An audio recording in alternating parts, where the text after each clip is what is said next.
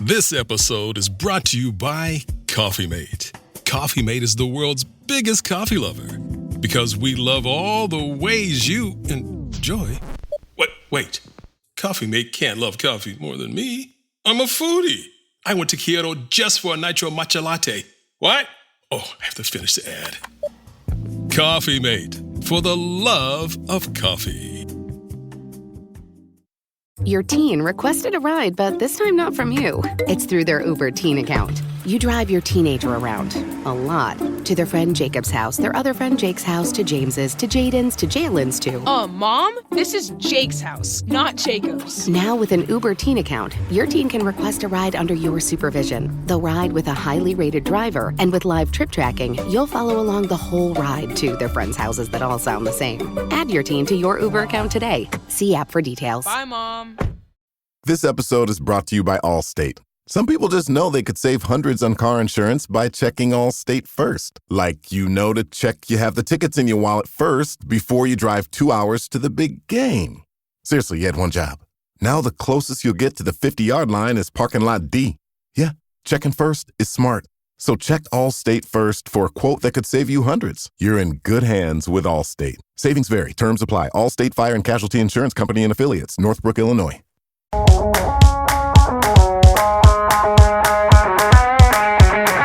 This is the Ospreys Diary.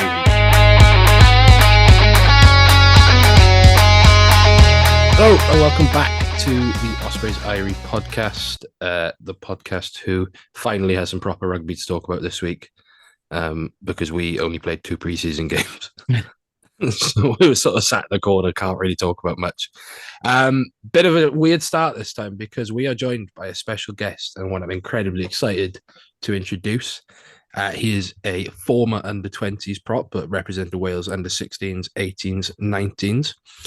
Began his journey with Astra Rhondda as a number 8, I believe.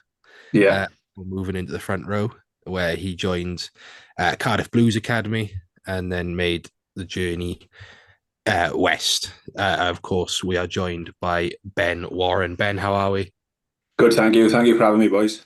No problem. Obviously, I'm joined by Robbie and Yestin as well. Hello, you're right. Yeah, good evening, everyone. It's may as well. No rundown on our rugby careers. No rundown on there's not much about me out run there. at fullback. Yestin, I'm imagine Pontardawe. It was come Turk for me. I only played for one season. Right, I only played for one season though, but there's a couple of really tidy players in that team that I played with. So yeah. Robbie, yours was a Nottingham-based team. Yeah, Nottingham Corsairs, the now folded. Yeah, back in the day. I've had more clubs than Tiger Woods, so it'll be a while before I wrap. I don't mind. I'm up there. I played for half of Swansea Valley. I've played for. But yeah. So, firstly, Ben, sort of how are you feeling? How's everything? Yeah. Obviously, I'm feeling all right compared to where I was a couple of weeks ago. Now, obviously, I took a bit of a knock against Aberafon, so told me around about 6 weeks with my rib. But fingers crossed I can come back a little bit sooner, depending on how it heals. But yeah, other than that, mate, all pretty good, you know. How's the preseason been in general? And if you've picked that up at the end, kind of right as you're getting into the game time, that must have been the worst possible timing.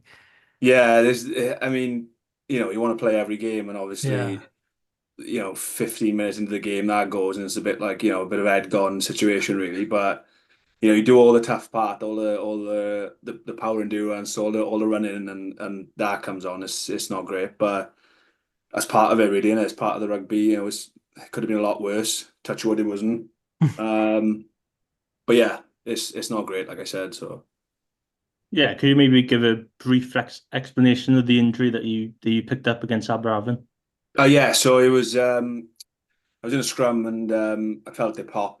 So it was just basically the cartilage was popping in and out. But the rib had a slight break in it as well as a tear on the cartilage. So for basically a week I was immobile, sitting on the settee, couldn't really do much, couldn't talk, couldn't do anything. I was trying to get back into work and get scanned and stuff, which obviously then I found the results and everything.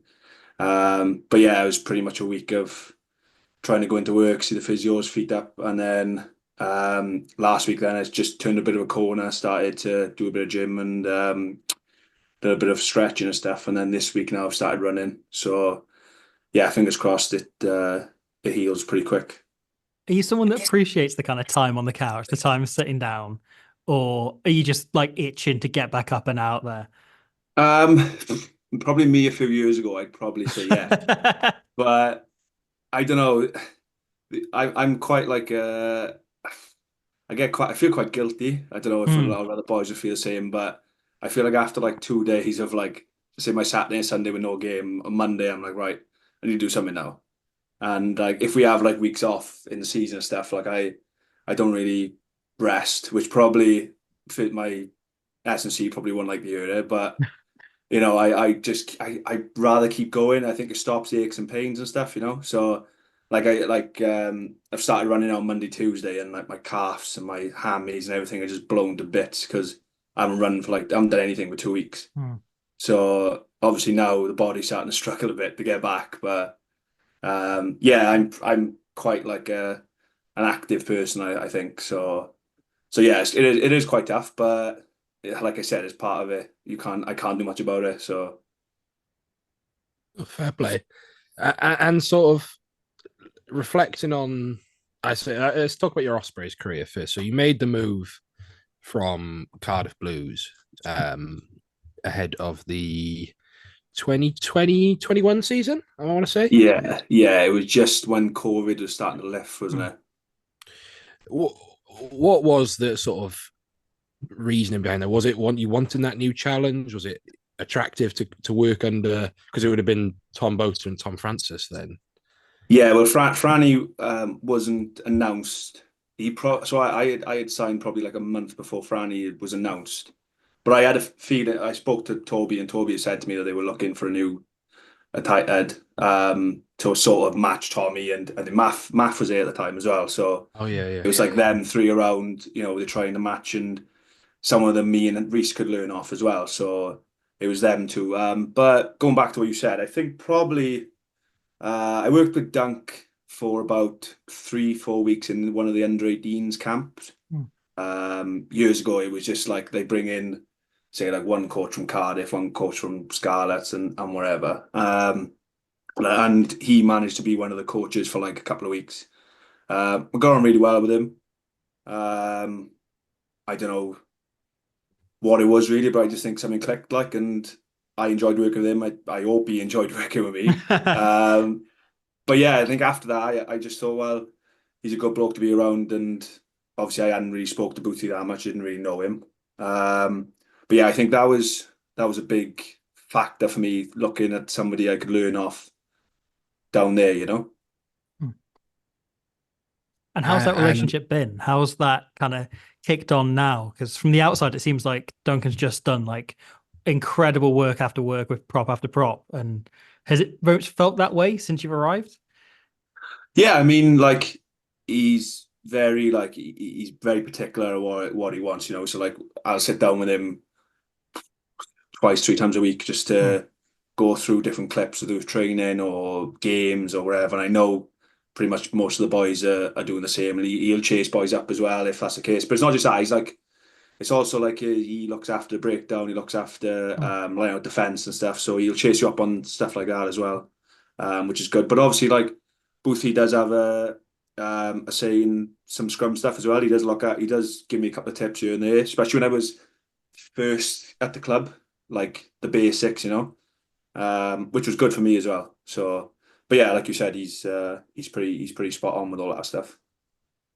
of course, you had quite a story. You were in quite a famous Wales under 20s team as well. That one Yeah, in obviously beat New yeah. Zealand. Who you're playing with a lot of them now. Yeah, So well, you that was also a big reason why, because obviously through COVID, me and Dewi had formed quite a good relationship because obviously he was my captain of 20s and we got on really well. And seemed really funny because I lived in Torquay and he lived in Ogmore, which is like 15 minutes on the road, but we never realised how close it actually was.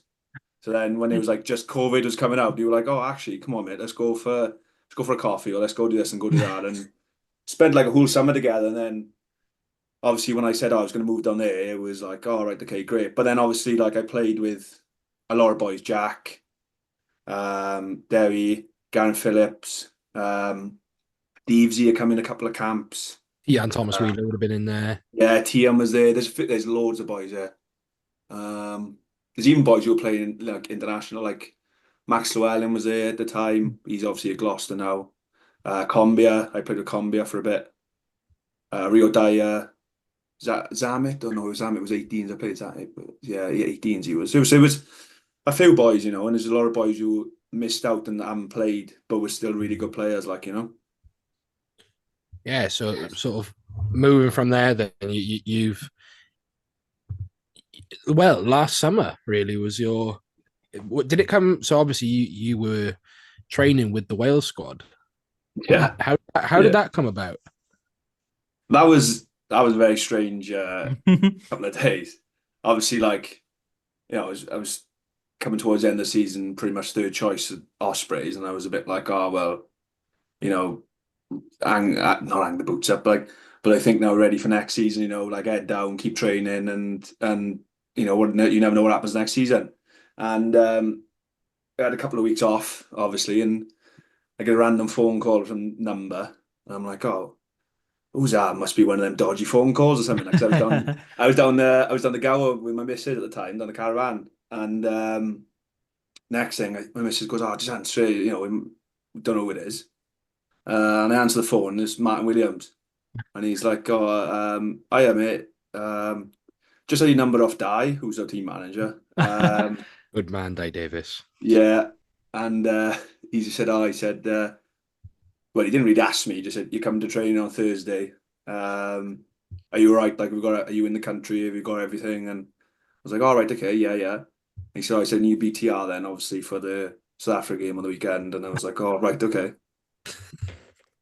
That just because it came sort of out of nowhere with everything, and I messaged you at the time, absolutely made up for you as a player.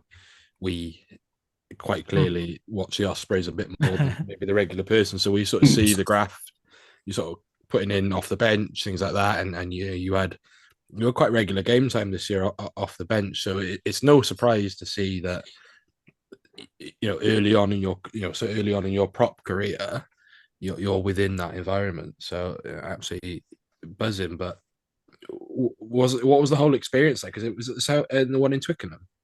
Yeah, it was the one in Twickenham. Well, obviously, like I knew, obviously going back to my 20s team, like most of them I played with. Obviously, we're such a young squad now. I played with most of them, so it was kind of like quite easy to get in there. I knew I'd say 70% of the boys. Obviously, at my time at Cardiff as well, I knew Corey Daw, Mazza, all them boys, front row boys, and a couple of other boys from before as well. So it was, like I said, it was pretty easy to get in there and get involved and stuff. But yeah, the training was, obviously I hadn't done anything for about 3 weeks, so I rocked up thinking I wasn't going to do much and ended up doing full session and racking up about 5K. I think it was the hardest session I think I've ever done. But yeah, it was a mental experience. It was quite surreal, really. Obviously not to be on the pitch, that would be a different thing altogether. But just training and everything and being involved, putting the kit on and having your bag and seeing the boys, I was a bit like, this is what it's about, You get to keep the stash. Is that locked away forever now? Well, funny enough, my old man has had a couple of bits. Of course, yeah, standard. But it's just in the cupboard, sitting in the cupboard. The thing I was saying to the boys the other day, the thing is, you get so much stash over the years, it's a bit like you don't really know what to do with it. You give bits to your mates, and then in the end, it's like, oh well, I've got this suitcase, I've got that suitcase, and there's only so many suitcases you can have, isn't it?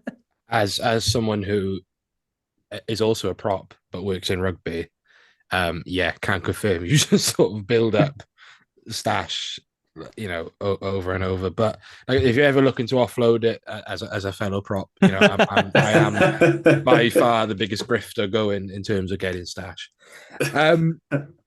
Yestin, you jump in.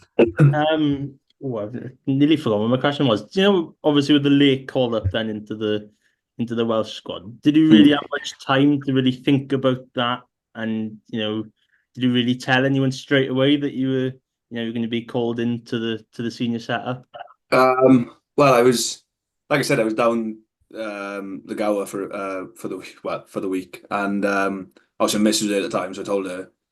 And then my dad was away somewhere, but I rang him, and he was just like, "What are you on about?" It was Wednesday afternoon, and then get a phone call like that, and so I told him obviously, and then rang my mother, and she was in work, so she was a bit like, "What the hell's going on?"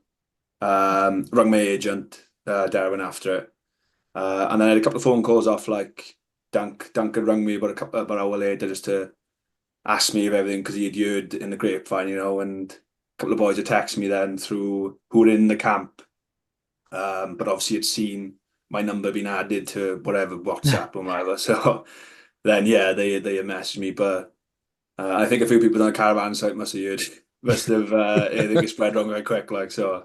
But yeah, on my just close family, I think really. Yeah, and you mentioned how you'd known quite a lot of that squad. Obviously, you'd be training with Gareth Thomas week in, week out in terms of, at the Ospreys, and you knew how Corey Domikowski was at Cardiff. Was that like, training with them or scrimmaging against them at that international, and that training environment? Yeah, like I didn't really get any scrum or anything because it was a game week and it was their last big session.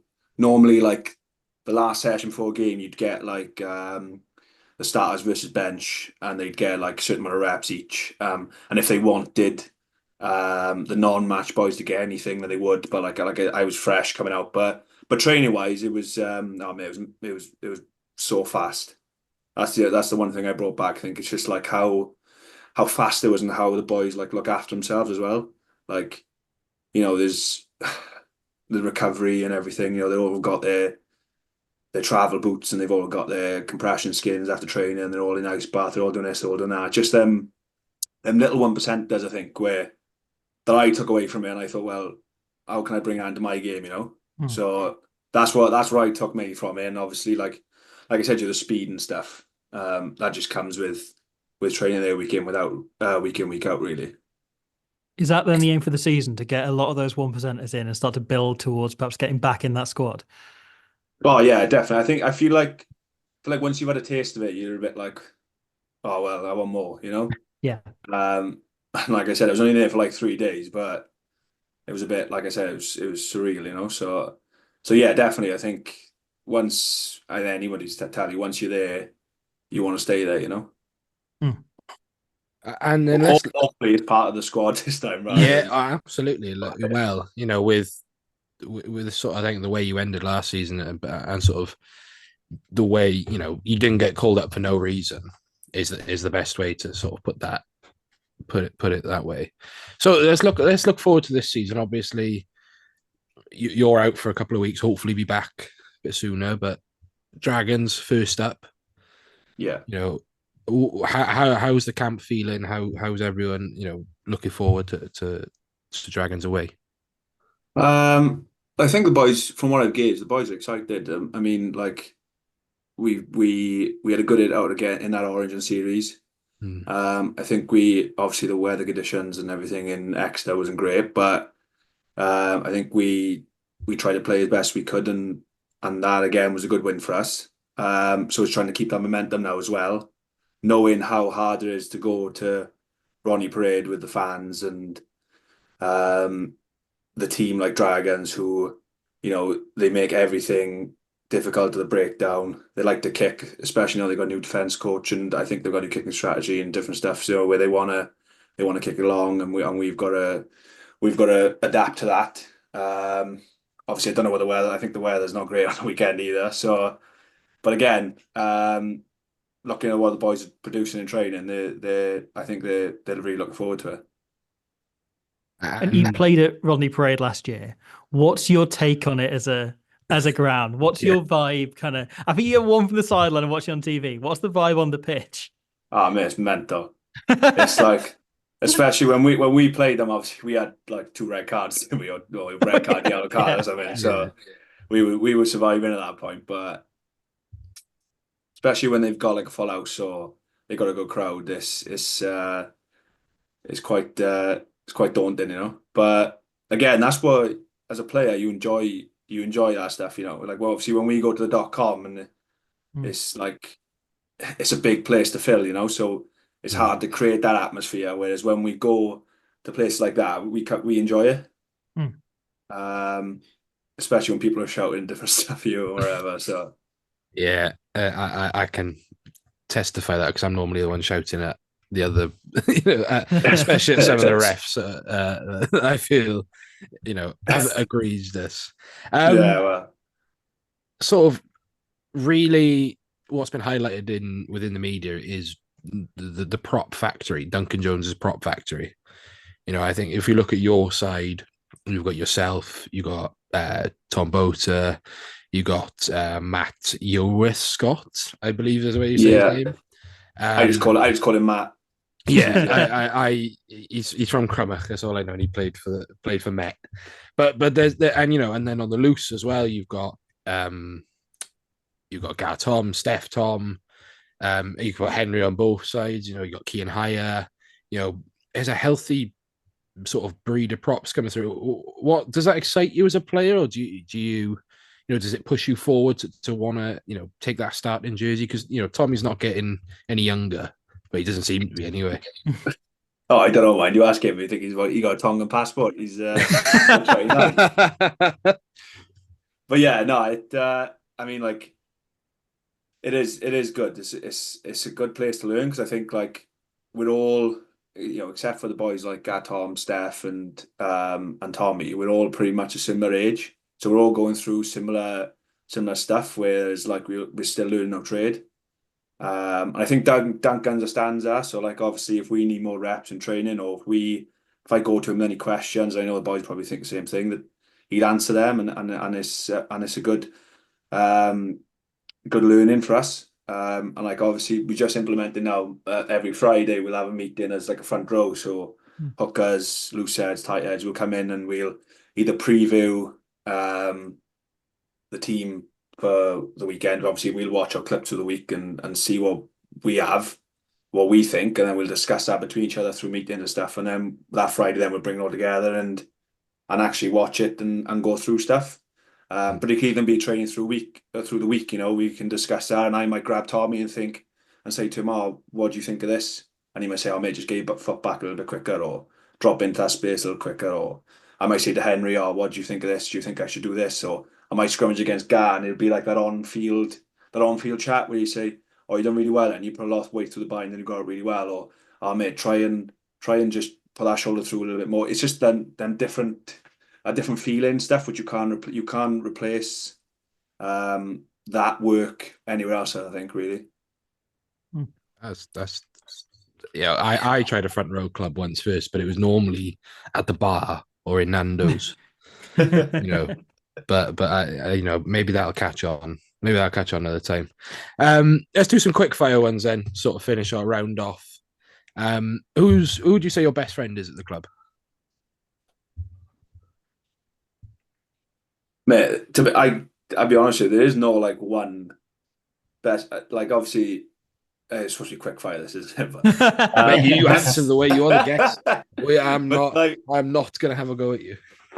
But like the like obviously it's been right there in the media, and boy, people have come in and said like we're so tight as a group that like you could sit with anyone and have a chat with anyone, and it's obviously I've got my mates who I came through academy with Garen Phillips, and like boys like Slice, Ethan Lewis, who came through Cardiff for me, Ratty, like Dewi have said, Walgo, there's loads of names, Tristan Davis, Steve, I could just list off boys too, who I could just sit and have coffee with or chat with or whatever. So I wouldn't even say like there's one main bloke I hang around with, but there's a group of different boys that I can just mingle with, which is I just think that's a great sign of a good club, No, absolutely.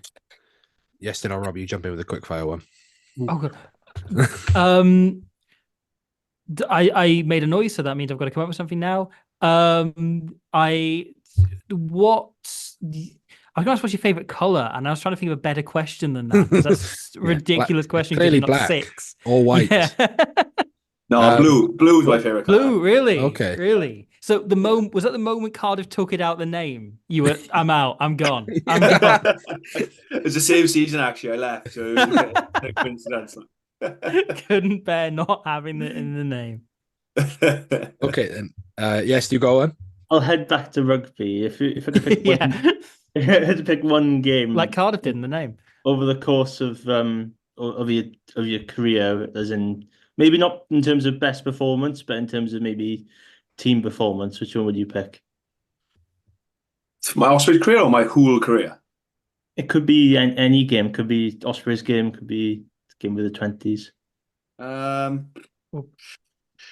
don't know if you boys even remember it. It was 2020, I think it was 2019, 2020. It was my first year of Wales 20s, and we played up in North Wales against England in the Six Nations, and we beat if you remember, boy, I can't remember his surname. Dion, his name was. It's good. He's a good friend of mine, which is really bad. I can't remember. Oh, his surname. Dion Smith, the winger. Dion Smith. Dion Smith. Yeah, he played for Dragons, didn't he? Obviously at the time, Yeah. and he scored. He scored a winner in a corner. And I think I played about 80 minutes in that. I played the full game, but it was one of the best 80 minutes I think I've ever been involved in. It was unbelievable. The crowd were class. It was like, obviously, the North Wales Stadium was like quite big to fill up, and it was pretty much full to the rafters. Like, and there's people standing on the bankings and stuff. And I had only ever played regional rugby at that point because I was like a first year going into it.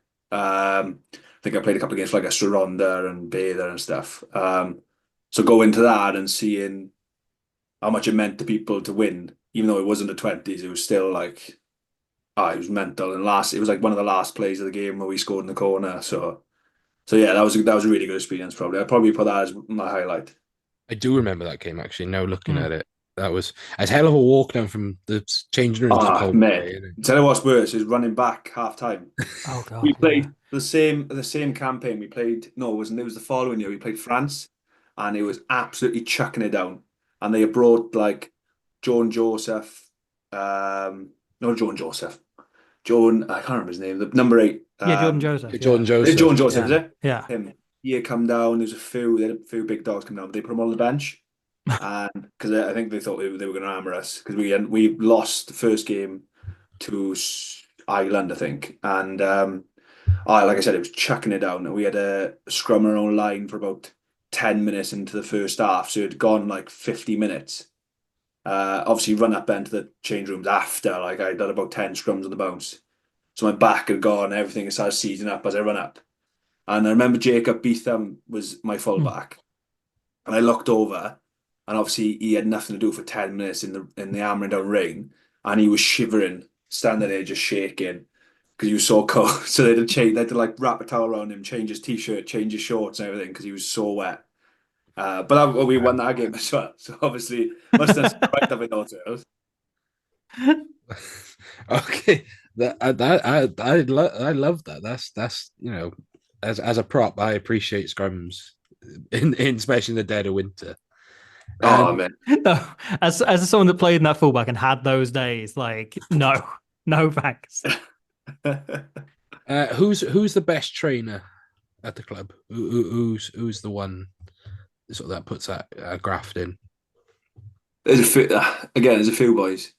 Like mate, Devesy's always one that is just flying around everywhere. Don't matter if you're doing a walkthrough, if you're doing a run through, if you're live, he's like in everything. It's a nuisance to be fair. He seems he's header. Jack Morgan, he's another one. Like he licked anything. Dewey's the same. They licked anything. Mate, there's like I said, there's so many. But Tips is unbelievable. I've never seen anyone with such immense skill set. Like bloke will catch anything. You throw it at his feet, he'll catch it. You throw it up in the air, you catch it. You throw it 5 yards behind him, he'll dive and manage to dive and catch it. And it's just like I've never seen anything like it. Trim's awful though. I'm not having him, man. I happily would say it back to his face after he took the piss out of mine for years. Okay, then let's go. Rat someone out. Who's the worst trainer? Anyway, Who Sutton? One day on, 3 days off. He pushes the button in the elevator to get lifted. Like, he's unbelievable. I've never seen a bloke not jump. He just doesn't jump. Great bloke. Oh, he is such a good bloke. But honest to God, I think he turns up without his hands sometimes. Like. I thought you were going to be quite hesitant to answer No, I tell you, and you straight in putting Sutton under the bus. I feel like we're going to have to get Sutton on now to rebalance. Oh, you probably say it's me. You'd have to say it's me now next time, wouldn't you? Choosing the other foot. What about let's talk about best dressed? Who looks? Imagine one of the backs. Yeah, there's. If we were going to a social, I'd probably say like, mate, Jack Walsh. Yeah, Jack Walsh. Walsh, he's always dressed up to nines. He's always got some. He's found some t-shirt from Australia that he's brought over, and Jailo's on some good money, so he's got some nice clothes, you know. And then who's the worst dressed? Mate, it sounds like I'm really dobbing him in it, but Sutton. It's Birkenstocks, isn't it? He's got these pair of dunks, right? These low top dunks, and they're like, you know, about the basketball team Cavaliers, they're like red and like yellow. Mate, he wears them with everything, anything. It don't matter if he's wearing like a black t-shirt, white t-shirt, blue. He'll wear them, and they just don't go. They don't go with any clothes, and he's just certain on wearing them. I used to see Sutton quite a lot when I used to walk to uni. And yeah, I'm not dobbing him in, but you know, yeah, fair play. Go on, Robbie. No, I almost respect that though. I almost respect you like, no, this is my style, and I will stick with it no matter what the rest of the world thinks. I'm all for that. It's like Adam Jones back in the day. You just wear flip flops with anything. The thing is, though, there is no style. He has no style. He just rocks up in whatever. I think he just must get dressed in the dark, like just pull stuff out, and he's just there. We crack on. All right, a couple more. Who's the funniest bloke in the squad, excluding yourself, obviously? I know you're not funny, mate. To be honest with you.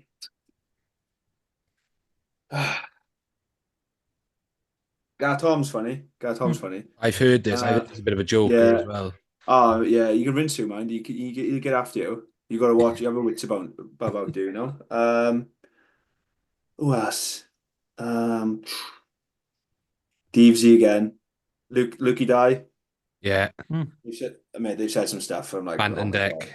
Yeah, they said some stuff. Yeah, I'd probably say them three, to be honest with you. Yeah, them three, I reckon. Dave Davis is a bit of a joker when he wants to be. I tell you who's a bit of a laugh as well is Sean Kitman. Oh, okay. Yeah. I've heard this as well. He's got some stories, I tell you what. Him and Sam Cross used to go as Carnage. Yeah, Crossy was it. Well, Crossy was it my first year. I think he left after my first year. Yeah, I think he did. But I had about a year with him. So yeah, he's another good bloke, like so. I might regret asking who's the least funny. Are you going to get the hat trick? Is it going to be the hat trick?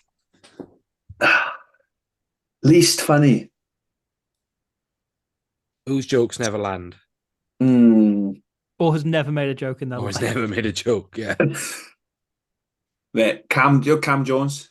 Big Cam Jones, yeah. Yeah, he thinks he's hilarious, but some stuff he says, it's like, what are you on about? Like, he talks some rubbish, I don't know. I mean, I'd laugh because he's bigger than me. Yeah, Gary Phillips as well, he's the same. But I think it's all like, obviously, front row, we have a bit of chat and a bit of a laugh. And I think it's like sometimes I just think, oh, boys, what are you on about? Like, do you? This is a personal one. I've always wanted to ask a pro prop. Do you, when you're packing down against other teams, is there banter flying around? Is there any chat? Yeah, sometimes I'm quite like I unless I know someone, I won't really say much. You do get the occasional bloke who will talk to you.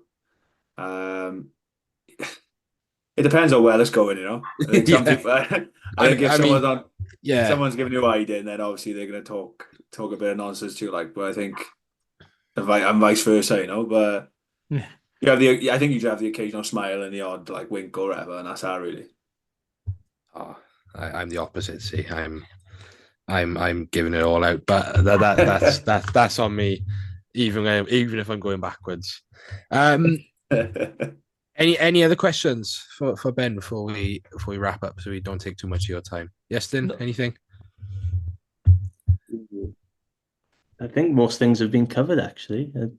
There's nothing. You've kind of taken most of the quickfire questions away.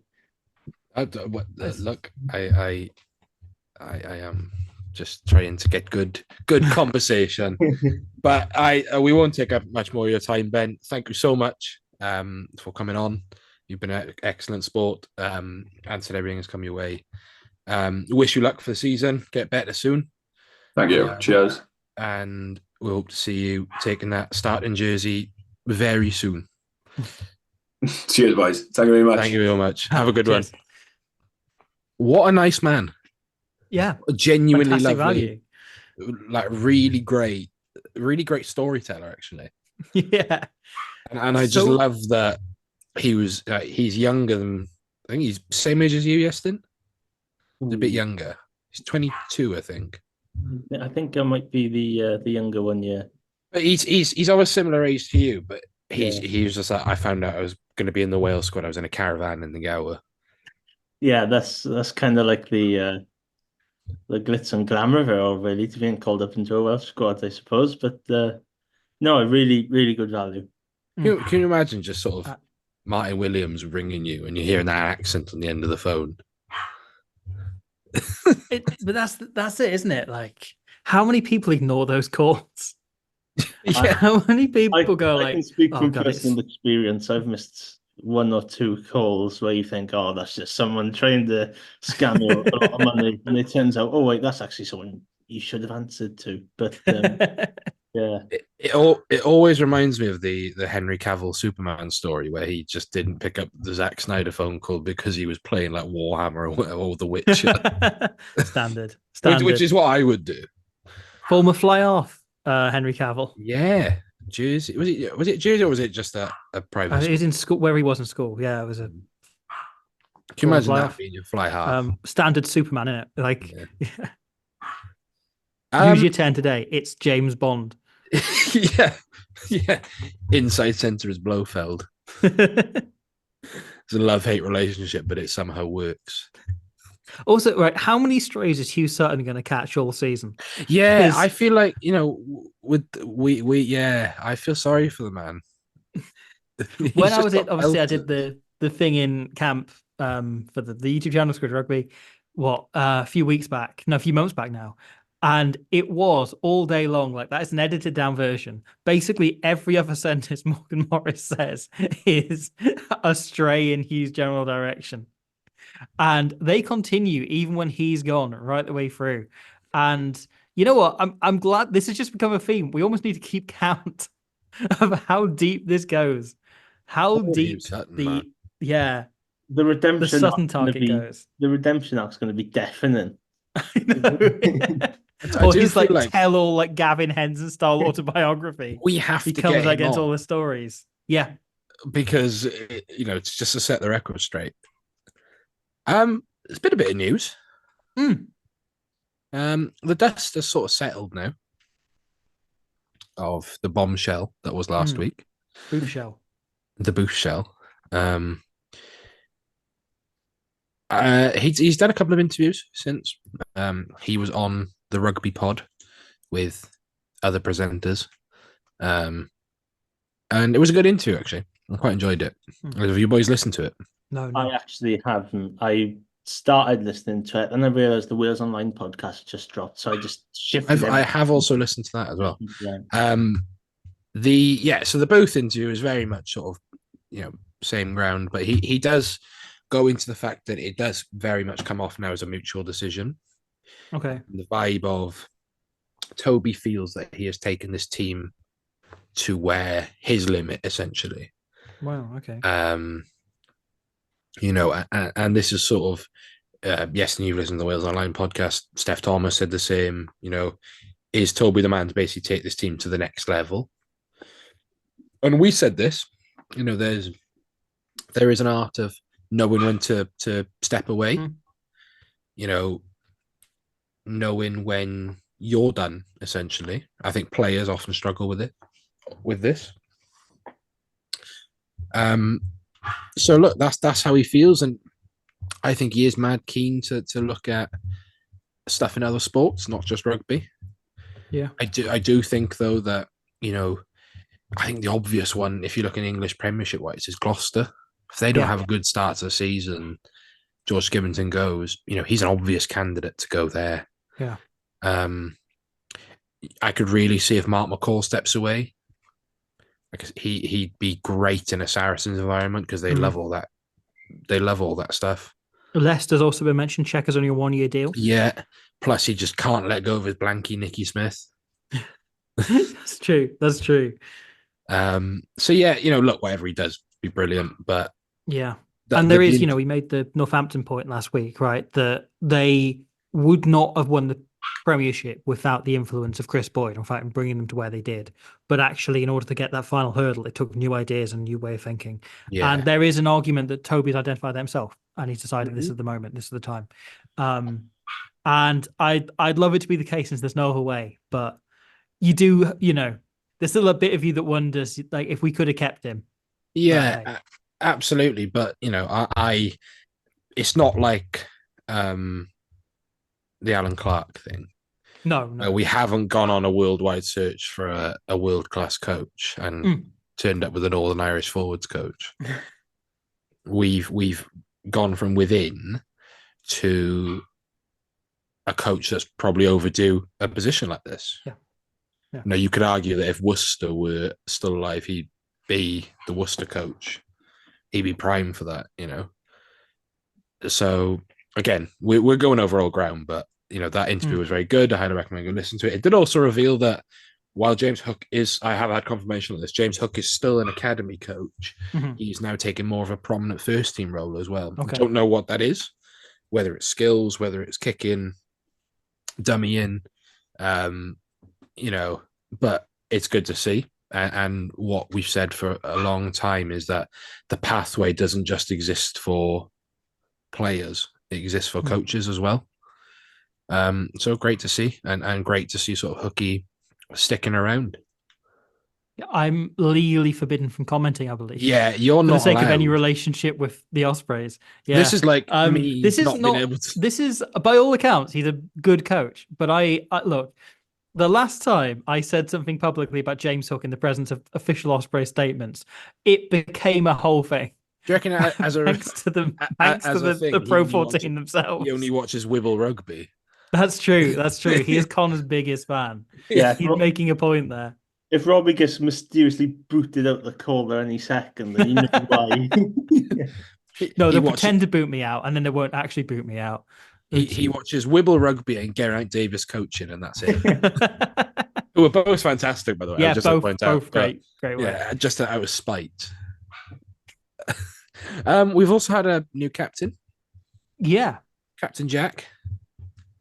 So this came up last week, but it is the first time, incredibly, right? Jack Morgan is going to be the fourth, having watched the Ospreys since I was a kid, he'll be the fourth squad captain I've seen. Yeah. Which is incredible. So Ryan Jones was captain for 3 years, Alan Wynne-Jones for 7 years, and Justin Tipuric for 6. And now Jack Morgan takes over for the first time with what he's said and Booth said. The intention is this to be a long-term position, which he'll carry on in much the same way as Alan Wynne and Tipuric for a very long time. He's out of contract at the end of this year, but it bodes very well, I think, that and his comments around it, that he wants to stay and he wants to be a part of this team.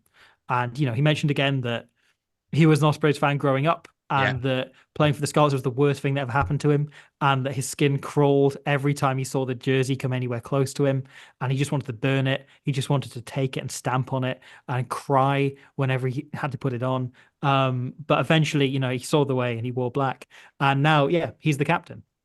Can you name Well, I mean, there's literally not many, so you can literally name them on one hand. Well, it depends if you're from Leslie or not, actually. There's been 6 squad captains, Okay. 7 if you include. So it's Scott So- Gibbs. So yes, so Scott Gibbs, Duncan Jones, Barry Williams, Ryan No, Jones, Duncan Jones Justin was not a Tipuric. squad He captain. was. This is not what is it? Because was BBC Sport Wales have not. They didn't count him. Yeah, this because they said British and Irish Lions, and then they don't count Duncan Jones, who wasn't a Lion, but was captain the season before Ryan Jones took over. It's on the wall of behind Justin Tipuric in the Behind the Masks. I love Oh, it's on- these. They're great. I always pause and watch and just read some of the players. Yeah. And I'm just like, yeah, good player. Good player. Yeah, you're there too. So like framed next to Justin Tipperick's head is all the squad captains whenever he's being interviewed. So I'm pretty sure I knew this beforehand, but like each time he comes up and I pay particular attention because you want to take in the majesty of the hair. I disagree completely on it. Then yeah, you end up going like, okay, no, here we are. We've got a new squad captain for the first time in a very long time. No, right with the hair thing. I think the hair is fine. The long hair. It's that. Do you remember when he had them Wales when he was Wales captain? He had the really awkward bob. Yeah. That's my sleep paralysis demon. It's Justin Tipuric with mid-length hair. Look, one day we'll get a story on this. I suspect Tipperic's on the same thing as me, where it started receding, and he went, "Okay, the way to get round is to grow it out." And I'm confident that's what's going on. I saw it happen the same time it happened to me. Admittedly, he's a few years older than me, so he's doing better for it. But I know what I'm looking at, and he's wearing it out better than Alan Wynne did as our previous captain before that. I always say this. Alan Wynne's best look was when he had full head of hair and beard. And this was quite because I've just finished his autobiography, and the bit when his father died, obviously big thing in Swansea how big his father was, but he was about a week after I was working in the garden centre I was at the time, and he came in. And I felt the house plants that I was watering tremble because he never looked more intimidating. Because it was when we had that, I think 2015, 2016 was that it was the red and black kit, wasn't it? Which I didn't like. Okay. It was just before we had the gold one for the World Cup, or just after, I can't remember. But the Wales kit. Yeah. Oh, yeah. Oh, the Ospreys kit then was lovely. So yeah, back onto Jack Morgan being captain. He said, Tips has been a brilliant captain over the last 6 years, helped me massively on and off the field. He's been an idol of mine growing up, watching him play for both club and country. So to be able to play with him and especially on surreal, would be brilliant to learn from him and his leadership. He's someone who always gives 100%, speaks only when something needs to be said. Admittedly, a lot of them are swear words if you've watched Behind the Mask. He's someone that has a lot of respect and everyone looks up to him. It's special. I've loved being here. It was it, and I'm going to say this nice and close to the mic. It was a club I always watched growing up. So to be able to play here is outstanding. So essentially, what he's saying is his Scarlet's tenure is like a lower back tattoo in your mid-20s. Yeah, you regret it and you never want to look at it ever again. He signed a Scarlet's contract in Vegas and he's been regretting it ever since. But I do think Jack Morgan is the exact captain that this squad needs and wants, and it fits them perfectly, Yeah. Because I think he is having spoken to him a couple of times and kind of from the impression you then get from watching him on TV, watching the way he conducts himself and the aura he has on the pitch, he has that rare kind of atmosphere around him when he plays that only really world-class players have. And, Tipuric had it. Alan Wynne had it. We've produced like a handful of players over the last, the entire 21 years of the club running. Yeah.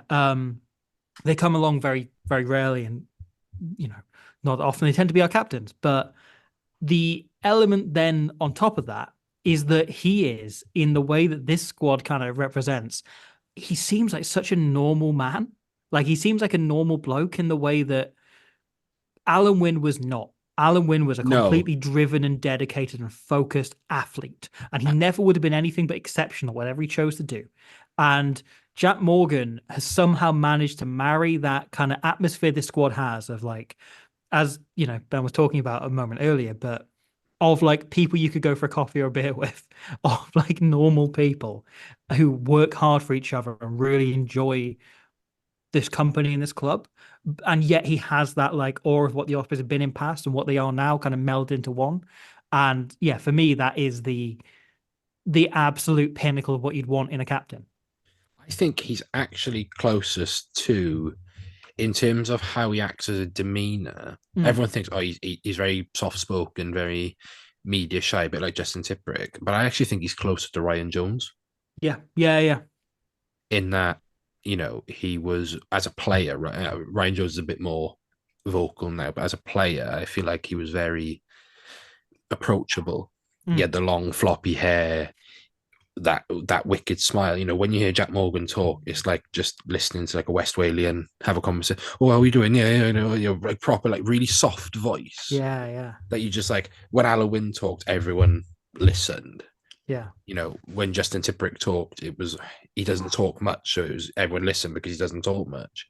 When Jack Morgan just seems like a normal man. If he wasn't absolutely huge and had, you know, arms the size of small cars, you know, you would just think he's like a normal Swansea West Walian person. And I think it's really complimentary of the leadership group we have, that we could have chosen from a multitude of different captains. It easily could have been Dowie, easily could have been Morgan Morris. Yeah. Easily could have still been Tiffs. Yes, then what was, how do you feel now it's sort of out there in the internetosphere that yeah, you know, it's nice to see Jack Morgan being named captain. I think, you know, you kind of sense that it was the natural successor, I suppose. Although I'm pretty sure everyone probably still wanted Tipuric to carry on for another few seasons. You know, and like Robbie said, you know, there's a good chunk of players that could have been in that run-in to be named as well. You know, if Nicky Smith didn't go to Leicester, there'd be a lot of people would have said his name. You know, Dewi Lake, of course, co-captained alongside Jack Morgan in the World Cup, and someone like Morgan Morris as well, who we've seen on like a few occasions captaining the sides in matches.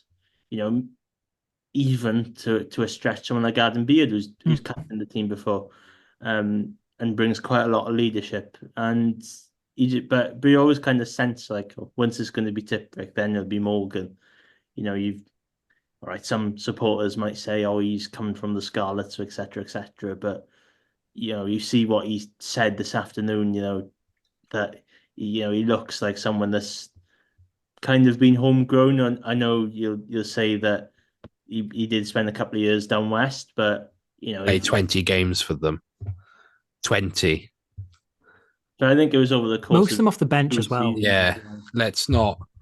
There's been a lot of revisionism and rewriting a bit of history about Jack Morgan at the Scarlets. You've got that performance against Bath in the Champions Cup, though, which sticks out quite a bit for me. And I remember when I was in school, when he just got into, you know, the Scarlet setup, there's a lot of talk about him at the time. Pretty sure one of my mates said, oh, you know what, he might be playing for the Scarlets, but he actually is an Osprey supporter. And you're kind of like, right, that's something to know. And here we are. Now he's Ospreys captain a couple of years later. Yeah. There's a really good part in that Booth interview, actually, with Pound Shop Farage, where Booth actually says that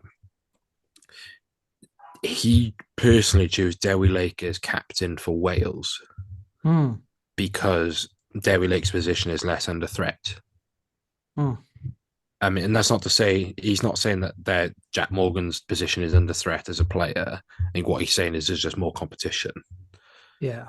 But actually what he said then was basically what you two have both said, is that Jack Morgan is the perfect captain for us to take this club forward. So yeah, I absolutely because I think that was the one note of kind of debate over it was, is it too much Jack being both Wales and Ospreys captain? And do you want to split that role up a bit? You know, having Dowie here as well, having, you know, Morgan Morris. And if that is the way Toby's seeing it, and that's the way he's made that decision, that's really interesting because that kind of leads in that direction. Because either could be either of them, and I feel like Jack Morgan is currently, he feels like the Wales captain. I think Sia Khaleesi, when Sia Khaleesi referred to him as the Wales captain, anointed him, just became fair. it. Whatever Sia says in rugby goes, that's it, we're sorted. But yeah, couldn't be more delighted to have as the captain. And like that leadership group's grown really nicely, into sort of half the squad now, it feels. In the Beards and the Morrises and the Lakes and the Owen Williams as well. And Watkin, and players Jack like Walsh. Yeah. But a lot of those players aren't necessarily ever going to captain the Ospreys. Or if there is, it's 1 or 2 games. But it's really useful to have that growing kind of culture in the squad, and you can really feel that from the outside. Okay, so our squad's been confirmed for the year. Well, via the app anyway. So let me just run through, because this includes our senior academy intake as well. So Freddie this goes in alphabetical order. Freddie Chapman wears an 20s prop. Good player. Hasn't got a photo. Could be AI. He's I have seen Freddie Chapman play, so I can confirm he is a real person. That's fine. He's the Cockney boy we signed to keep Boofy company. Yeah. I really hope that he stays beyond Just this. brings in Only Fools and Horses DVDs. Yeah. Wearing a flat cap, carrying his wicket with it. Adam Beard, Tom Boter, Phil Cockney-Singer, Ryan Combier, Luke Davis, the cunt, Tristan Davis. No, you want to clarify, right? That wasn't a statement about Luke Davis. That was Rhys Davis. Luke Davis is a lovely squad. man. It's actually Rhys Davis. Has that been written down in the Ospreys app? Oh dear. Somehow it has. That's snuck in. Tristan Davis, Harry Deebs, future World Player of the Year, Dan Edwards, Lewis Edwards. So he's one of the new academy intakes who I tweeted about last night. He's a fullback. He's 17 years old, who's 6'4" and 100 kilograms. Oh, okay. Can also play outside centre. Scored in his debut for Swansea this weekend. I think they call it rangy in terms of rangy. Yeah. All I'm saying is, can win it. Watch your back. Liam Edwards, who also hasn't got a photo. Massive second row. Yeah. Big 6'6", 114 kilograms. Owen Erasmus, who looks 12 and is 12. Yeah. So he's a Rabina boy. So he's a Cardiff lad, but was at Millfield, Bath under 18s, same squad as Stefan Emmanuel and sort of he's now at Aberavon. But a great name, Owen Erasmus. Yeah, I don't know where did the Erasmuses land in Wales? That seems rare. Is there any relation to? Do you reckon? Hear him talk. To see the headline next couple of days. Has he got a Vimeo account? Yeah, that's it. Like when he starts posting videos about referees, that's when we know. Yeah, Ben Breaksby, you're having it on the weekend. Going on, James Fender, Tom Florence, Keelan Giles, William Greatbanks, who is a real person. Yeah. Like he's got a photo and everything. And in that photo, he looks bloody massive. He looks huge. Like he looks wide. Like he is on the app next to Keelan Giles, and they've scaled them up so they're all the same size, right? So in many ways, Keelan Giles looks the same size as him, but he looks so big in that photo where they're all the same size. He's got a really kind face though. Yes. Yeah. Like he looks like he'd help an old woman across the street. Yeah. Or like he's got the vibe of like bloody embarrassment in Inside Out 2. Sorry, like that like massive gentleman in the background. Will Griffiths, Kieran Hardy, Reece Henry, Cian Hyer, who hasn't got a picture, Yeston Hopkins, Harry Houston, Matt, I can't say your second name, Scott. Just Matt. Matt. Who's got the perfect mid to late 2000s indie group haircut. Like, I feel like, Robbie, if your brother passed him in the street, he'd ask, how much is your gig tickets tonight? Oh, he'd just go. He'd just follow him until the end of the venue. He's in the bodega. We got Cameron Jones, Lewis Jones, Daniel Kasende, who doesn't have a photo, but we all, we know Daniel Kasende. It should just be him fighting Scarlets players. Dewi Lake, Ethan Lewis, Corey Lewis Jenkins, so star of Ruck Stars.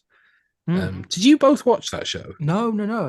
Yes, I did. Rodri was on that. Yeah, So yesterday. Yesterday I because was it was all your friends. That's why. I was told religiously to watch it, and I Um, remember Rodrigo giving me the gossip about that actually when they did like the filming of it. I was yeah. like, oh, that's rather cool. There's who was the player? I think he was called David Roberts or something. He was half Samoan, half Welsh, but he got a really bad Oh, concussion and couldn't play. yeah, he's one of the first episodes, isn't he? Yeah, and I really wanted him to be good because I felt it like he just came across like a really nice guy. Like it was just him and his mum. He likes to go to rugby and then he would go to church. Oh, It was just like, why have you got a concussion? I really want you to do well. Um, but yeah, Corey Lewis Jenkins, obviously, he was captain of that squad, which is weird because he's a winger. And played 13 as well, I think. 13 as well, yeah. played in the Origin series. Wheels. Watched him the open training session. He's had some horrific knee injuries. But then sort of cut his teeth at Chabanos a bit. Now was at Abravan, now at Swansea. Yeah, he's kind of flip-flopped between the two clubs, I think. We'll go on to the SRC thing. Lewis Lloyd, the world's most handsome man. Yeah. Are you looking at these as well, Enormous. Robbie? Yeah. Okay, Jack Morgan. I'm not going to miss a chance to gaze into Lewis Lloyd's dreamy eyes. Jack Morgan, who's got a lovely captain at the bottom of his photo. Luke Morgan, Ruben Morgan Williams. Morgan, we're in the Morgans now. Could be here a while. Yeah. It's in 20 minutes. Yeah, Ruben, Morgan Morris, Morgan Morse, Connor Moyes. Obviously, again, straight out Nottingham University.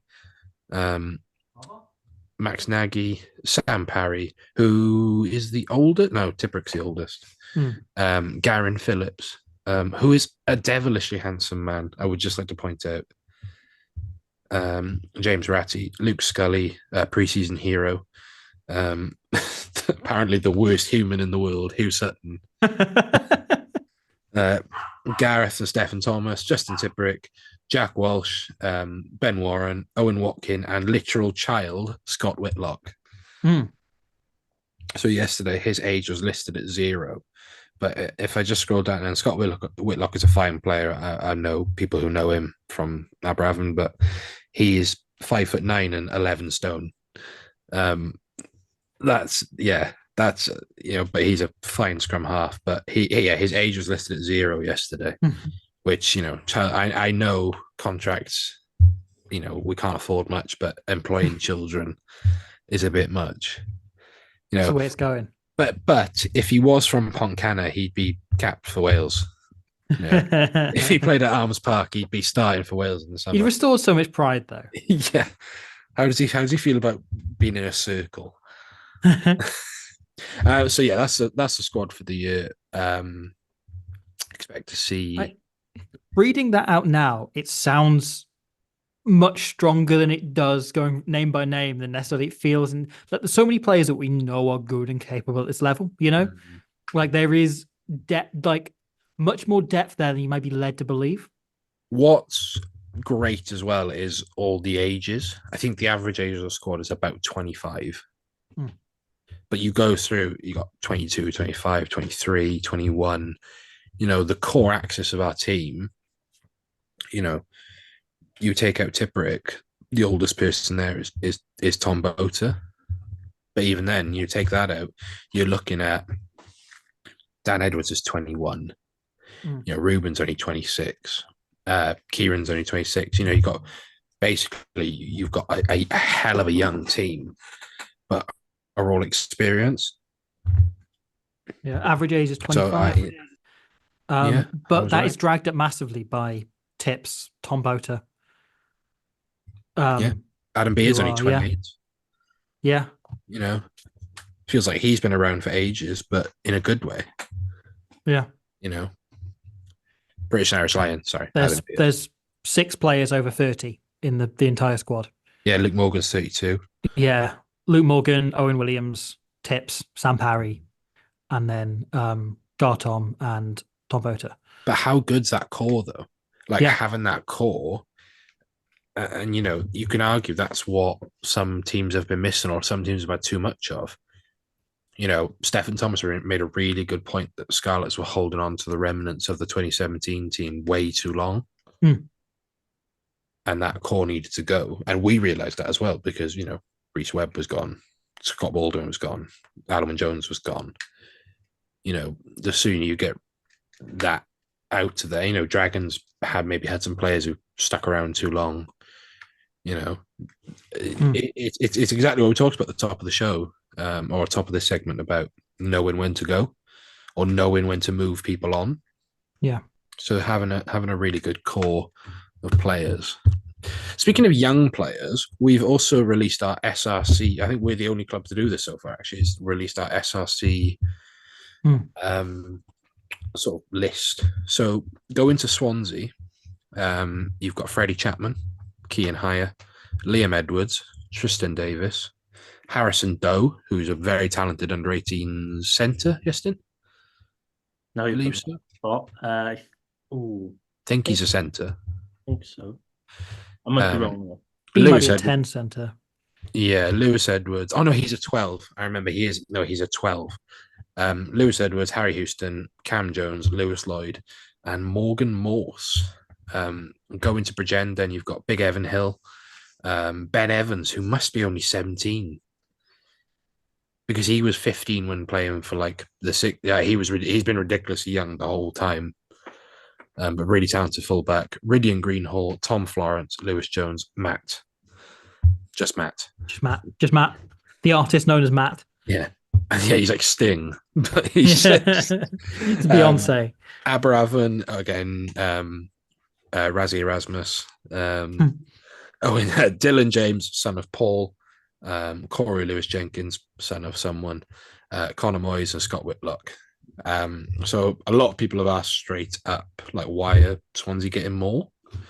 Essentially because Swansea need more. If you look at the business that each of them sides have done, Aberravon have got a very large squad, signed a lot of players in from local clubs, in from university. Bridgend have done very similar. Actually, I think Bridgend have got quite a settled squad. Am I right in saying that, Justin?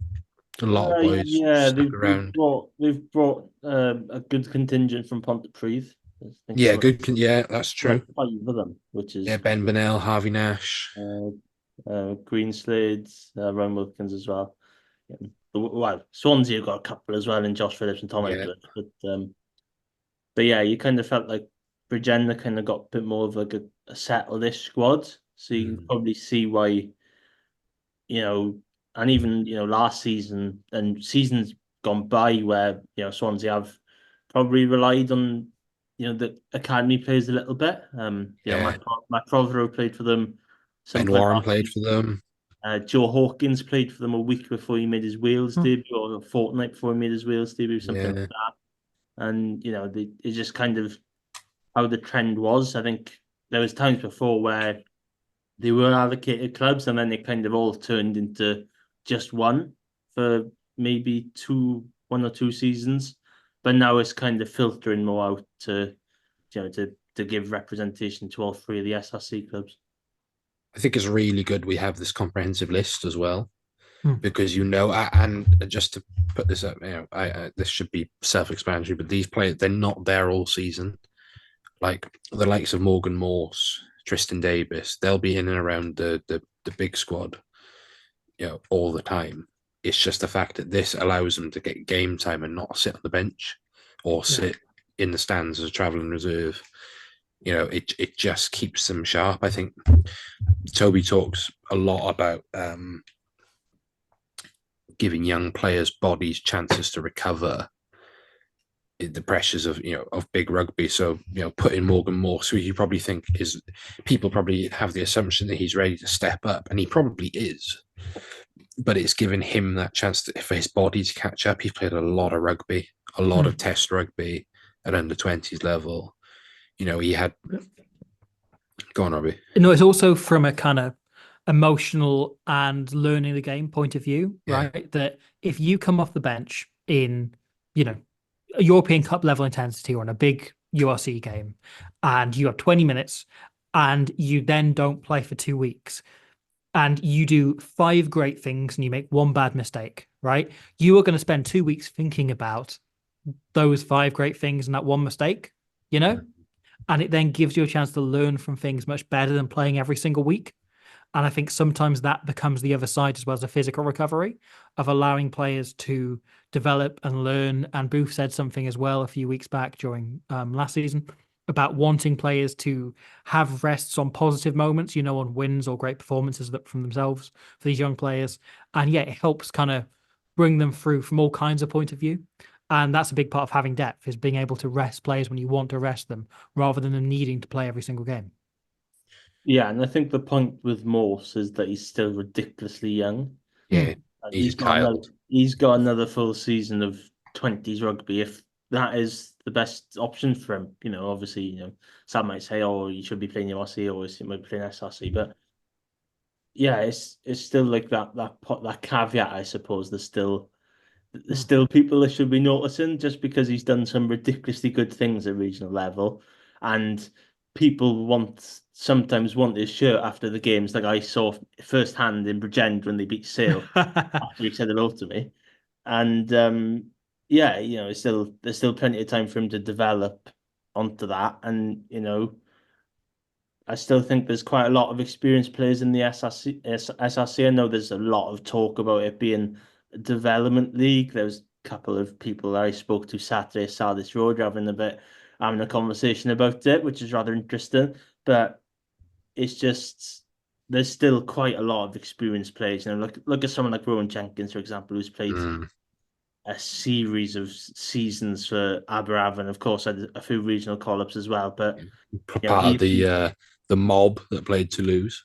Yeah, played for Cardiff as well. Well, both Aberafon props did who played on the weekend. Yeah, it was Geraint James as well. But there's still a lot of experienced players there, which younger players or inexperienced players at that level will learn plenty of, either by training with them or playing against them. I've completely forgot my point, but I just think it's a really good thing. I think it's good that we've got it out early. I've been saying that just wait to people. I think a lot of people are getting like cold feet about when we were going to release it or if we were going to release it, who was getting what, blah, blah, blah. I think what's interesting is the players who maybe haven't been called into that. So Lewis Lloyd, I thought was one that might end up at Swansea again. Obviously, we knew Dan Edwards wasn't going to be. I actually thought Harry Houston would be full-time senior squad. Just sort of the way he's been hyped up a bit, the way he's performed, especially in pre-season. But I like the fact that he's gone to Swansea. I think Lewis Lloyd's a big shock for me. I also think there's going to be plenty of blocks of weeks when, we do have an overlap potentially where Combi is still here, or if his contract gets extended, and Kassende's arrived, and Keelan Giles is back fit. Opportunities for someone like Houston may be fewer and further between. So having the chance to keep him sharp and have him playing still at a good level is really important. Yeah, you can't really chuck him a fullback either because you've got Nagy and Walsh there as well. You do have Nagy and Walsh and Harry Deeves if he wants to, and just to funt it. And you kind of like, I've seen Houston play in the old Premiership as it was. Obviously now I think he scored on the weekend. I think, funnily enough, against. Did he? I don't think he did, unless I misread. But he definitely played. I can't remember. He did play, yeah. And I'd seen him play a couple of times, and I'd been at St Helens for various games, and he looked like quite a standout then, and that was a season or two ago. And of course, he's developed on a little bit through his time with the Ospreys. So maybe going back and getting that consistent game time. I remember Di Flanagan about November time last year was on about some of the younger players need 20, 25 games. Maybe that could be the case with Houston this year. Might have been a bit in and out, maybe some games as travelling reserve and then, making his debuts for the Ospreys then in the midway point of the season before going back in then near the end. And so actually, case of him just getting a lot of game time under his belt before making that step up. On reflection, he is probably he's behind Hopkins. Because I think you forget Hopkins before his injury had a really good run. Was great in that Perpignan game. I think back to the Dragons game where everyone tried to kill Jack Walsh. He was quite good in that. Great on the wing against Cardiff as well. Yeah, great on the wing against Cardiff. Yeah, great hands for that Giles try. Yeah. So yeah, probably right. In terms of other Ospreys news, I don't really have much. It's been, So, we haven't imploded this week. No, um, there's Scrum I, 5. I haven't read any rumors of league mergers again this week, so we're all clear except for the South African, the screenshot on my blog yesterday. But Yeah, that was quite funny. I saw that. Go on, Robbie. You say No, about Scrum Scrum 5. 5 are trailing an interview of Toby Booth this weekend, which they're describing as potential. Well, Lauren Jenkins describes as a potential last sit-down interview of Toby Booth, which, considering there were comments from Cuthbert around Booth potentially leaving early if he got another offer, that becomes a separate question hanging over the season. Will he be And till the this was end? something that was I talked about again. presume so. I don't see why he wouldn't be, because he is very much leaving at the end of his contract. Yeah. But we'll see. Essentially, what he said was, if a serious offer came in, he'd like to think that the Ospreys would consider it heavily, because you got to remember, if that comes in, he has to be bought up his contract. Yeah. If you remember, I think the best example of someone at the Ospreys being bought out of their contract is Sam Underhill. Yeah. Who, funny enough, is one of Rugby Inside Line's first ever tweets. Was actually that Sam Underhill was like a 350 grand transfer fee because he was essentially bought out of his contract or something like that. But yeah, so, and you can imagine Toby Booth is on a fair wedge. Yeah.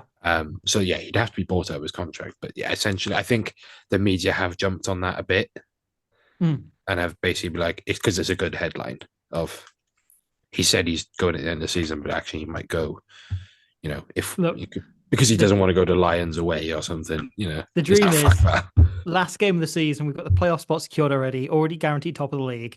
And we get the one-off game where we have Boofy coaching Dan Bigger back in the team, back for one last game, one last run out.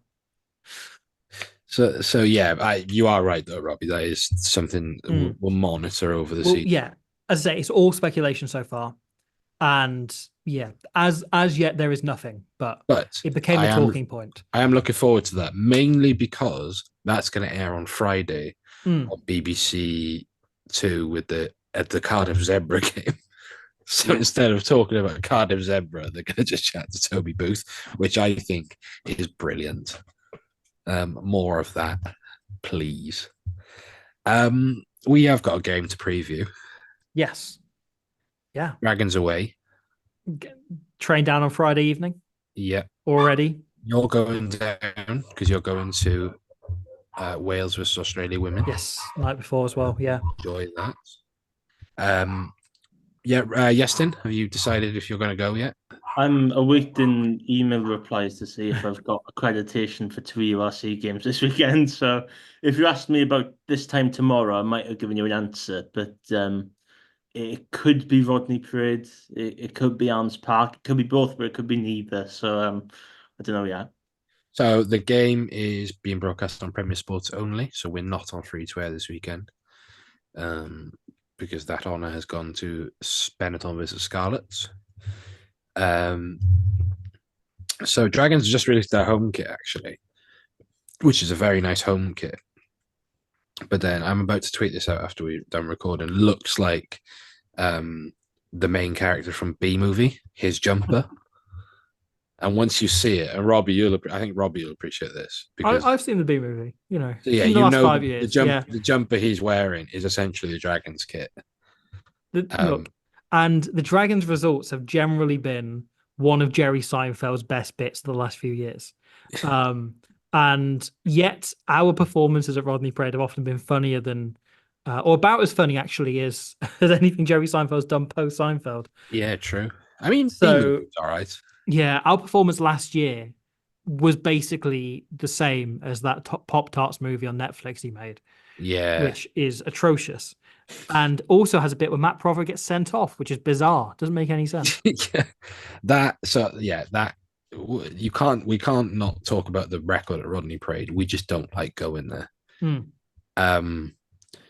I think that for whatever reason, the Dragons always turn into 2005 All Blacks. Last year, Rodri Jones turned into bloody Tony Woodcock. And was just, and whoever was reffing decided that he hated Mickey Smith. It was Ben Whitehouse in the middle. I think it was. They had that whole fiasco with Dan Barr afterwards. I Yeah. remember. Oh yes, it was. It was the Dambo thing. That was quite. Yeah. That was a really fun week because that was like the only thing going on. So clearly Warren Gatland was referenced that last game, because you just didn't give anything to Nicky Smith. But yeah, so you can't not talk about the Rodney Parade thing. However, Dragons have been crap in pre-season. But with very heavily changed teams. Yes, they haven't really put out a strongest team or a strong team. That's it. And I said this on Rap match. as well. And I actually think I watched a game against Bath on TikTok. That was weird. That was a weird experience. And they have a Welsh guy presenting, which if I don't is a metaphor for Welsh talent going over the bridge. I don't know.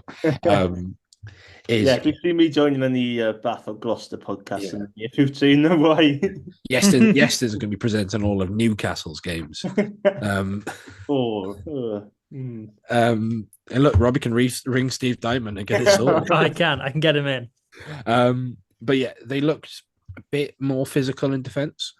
You can see the aggression side has certainly upped. Obviously, we haven't seen anything from their game against Bristol at Clifton, but you get the feeling that, you know, they're a side now with wanting to have a clear identity of we're really big men that are going to run at you. So I'm expecting an intense battle. I think the Dragons have done exactly within the limits they were given, the things they needed to do in the off-season, which is bring in a defence coach who will up that and bring in a physically bigger pack so they can stay competitive and add some depth, because we saw them plenty of times just fade out in the last 20 minutes of games.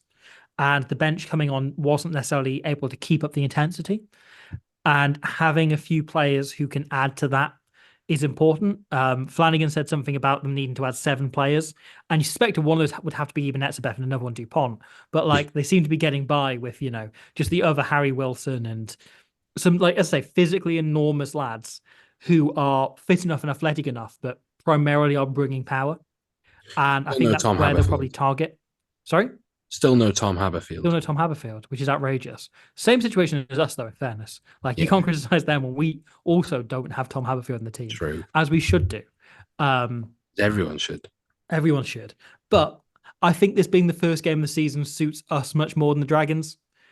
I think it's easier to get up for a first game of the season, whereas often I think the problem is we've switched off for games against the Dragons. They've kind of come at difficult times, at awkward times in seasons. They've often come after a big loss or the week after we pulled off a big win and we then had like a lull in confidence or whatever. And I think actually this being the start is really positive and potentially allows us to get underway, because I do think, and I suppose we'll get on to like a broader look at the season itself, but like the aim is the playoffs again, and away wins are incredibly valuable. And to get one in the bag on the first day would be very significant in building towards that top 8 spot. Yestin, what's your hope for Rodney Parade on Saturday? Like, what's your hope that we go up there and do? You know? It kind of feels like that game a couple of seasons ago, which was again on the opening day of the season, when again it was a bit nip and tack. You know, Sam Davies was kicking drop goals for the Dragons. Michael Collins was scoring 2 tries for the Ospreys on his debut. The best out to in angles I've ever seen running rugby. They just came from nothing as well. You know, Ospreys just setting up inside the Dragons 22. Then all of a sudden the Ospreys are scoring and thinking, "Oh, right, there we are then." And you know, it could be a case of, I think the Dragons will be very much improved defensively. I think it'd be quite similar to what the Ospreys are kind of in a small way, in terms of, you know, they're going to be fighting quite a lot in defence, especially with someone of the character of Tia there, that I don't think many of them would want to get on the wrong side of Tia, because I still think even now he's probably a little bit daunted. And they're just going to be, you know, really hard working, I think, especially for the opening day of the season. They'll want it as well. But like Robbie just said, I think last season, I think the game came after the Glasgow defeat, which was quite quite a stinger in one ways that they were in that match until the last 10 minutes, and Glasgow scored a couple of points late on, which denied them a losing bonus point, which is quite a kick in the teeth. Then you have to go to Rodney Parade, and just sense there wasn't much in terms of performance. Of course, a couple of cards hindered that, but it just in a way that there's going to be two teams that really would want this come Saturday afternoon, and it'd be very interesting to see how, in a way that we would adapt, because I'm not so sure if, the set piece will work or as fire as maybe, even a game in Swansea against the Dragons where you can see, the Ospreys getting on top like we did last season, and then possibly might not work that way. So it'd be interesting to see how the Ospreys do adapt, I suppose. Will it be, will they try different variations of the all like the Dragons did last year, or will it be something completely different? I think I'm looking at the squads from that game last year, and sort of how different it will be. So the Dragons will, nearly a completely different pack. Roger Jones will be there if he's not injured. Bradley Roberts retired. Lloyd Fairbrother retired.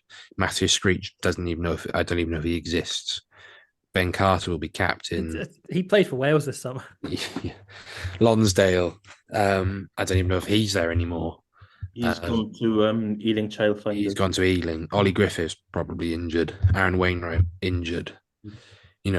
Roger Williams, Will Reed, that'll be Lloyd Evans. Rosser and Aaron Owen will be there. He had a good preseason. Tompkinson gone. Rio Dyer won't be there. Kai Evans is touch and go. That's basically a completely different squad. There'll be no Ashton Hewitt on the bench. There'll be no Aki Seuli, and even us, actually. Our squad will look different. No Nicky. You hope Dewi and Tom are there. There's no Beardy in the cunt. Which is still the best. It's just the best. You probably have Ratty in there, Tipperick, Morgan Morris, Ruben, Jack Walsh maybe be there. No George North, no Matt Prothero, no Daniel Cassende. That was his debut. So these are two teams that, on the face of it, don't look much different, but actually personnel-wise are completely different and are in two different mindsets. And because and in a way, they're both in a sense of desperation, actually. Yeah. Because desperately, Ospreys need to get this monkey off their back of being intimidated and not performing at Rodney Parade, but then also getting them away wins, like Robbie said. That was one that even if we just won normally 4 points, that we finish on 54 points, which is a lot different than sneaking into the playoffs. And from a Dragons point of view, they need to win. They have to win. So, yeah, and like Yeston said, how do we play? Do we stick to what we know, or do we move it around a bit more? Gav on Dragons Lair last night said the way to beat the Ospreys is force them to play out, force them out wide to defend. Put Luke Morgan under pressure, put whoever else Combier under pressure. And you can't argue with that, really. I think our wide defence has been probably our weakest point. We've got a very narrow blitz under Mark Jones and maybe Tipperick. So, look, I think it's a really interesting one. We've got a really tough starting block. I think we've got the toughest. But also, I think this is a perfect opportunity to launch the season because we have probably of all the fixtures where we traditionally struggle, right? This is the easiest one to turn around. Yes. Always a lot harder. Yeah, exactly. Last year we had to go to Connacht first, another one of those fixtures, and we still meant to get something out of that game and almost come away with 2 points, come away with 1 in the end. But then you've got, in this first block before the autumn internationals, we've also got Ulster and Munster away. And it's coming up on 10 years since we last won in Munster. And Ulster probably similar, Yeah. off the top of my head would have been around then. Would have been sort of 2017, maybe I we last haven't won won in in the Ulster. Boothie era. No. So, of all of those tricky games to start with, it's probably the one we want. And it then allows you to take some momentum of having done something that we don't do very often and carry that through into the Stormers at home, who'll be missing all their Springbok players. Yes, It's that's their huge. first game of the season as well, because they've had their derby at the start postponed. So they're coming in less game fresh, missing Springboks because they've been the final round of the Rugby Championship. And then, you then head into Munster away, fine. Then the Bulls, who also, by that point, won't have their Springboks back because they've been enforced to have 3 weeks of rest. I'll be at that game. So, fantastic. But yeah, so there's then a chance to go 3 from 4 in the opening and to have beaten 2 of the top 4 teams, as well as won a game that we lost last season. And that is a hugely significant start to the year. And to be carrying that in a really strong position where, like last year, we got to Christmas having, won a decent number of games and been in contention for the top 8, but we hadn't really beaten and hadn't really played the big teams. Whereas we have prime opportunity at the start of the season to do the opposite and then have an easier run in towards the end. No, I agree. I agree fully. I think to end the pod, should we have a go at naming off 23 for this weekend? Yeah. Well, obviously we don't know. We've had no Boothie bingo yet. No. My Wednesdays have been incomplete. So let's have a go at naming our squad. By the way, we don't have any insights on injuries. Obviously, we know Ben's injured because we spoke to him. Let's go loose head. I figured this is probably Steph Thomas's start, his first start, his debut. Okay. Competitive debut. Yes, yeah, there's a lot of talk about Steph Thomas at the minute. Even by his namesake, the journalist from the Wiz Online pod earlier.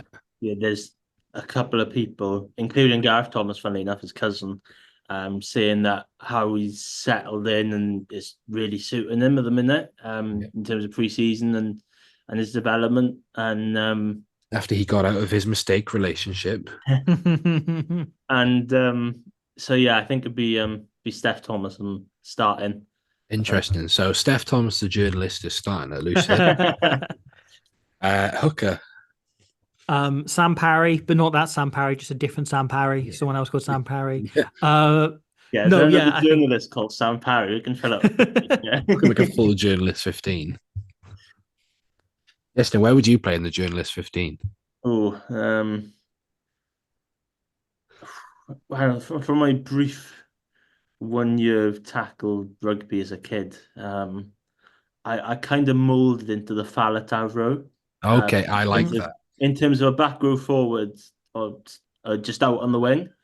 But my speciality was being out on the wing, but being completely the wrong side of the play, so I didn't really want to get involved. So yeah, that was me.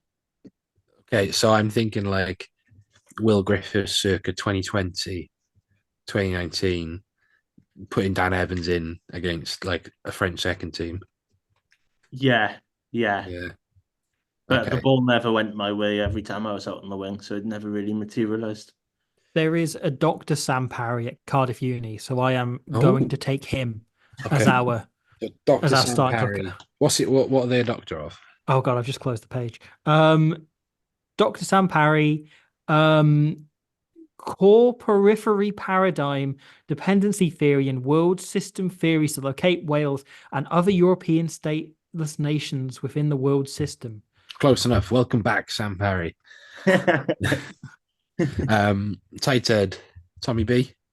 Yeah, I think there's only. I think he's our only fit tight head, isn't he? There's not much in terms of. Well, we don't know the full availability. Yeah, it might be him and Matt. If we're basing it off pre-season, then it could just be 2. Yeah, it could be him and Matt. The Thomas Boter of Thomas Boter Law Firm, of course. Okay, yeah. I can do this for all of them, and I won't. I reckon we should. So I'm second row. Are we saying Hugh Sutton, James Ratty? I think so. I think this is an area where we're light. We're going to look at Will Greatbank sitting on the bench as well for his debut. He's apparently injured. Is he? Okay. He got a knock.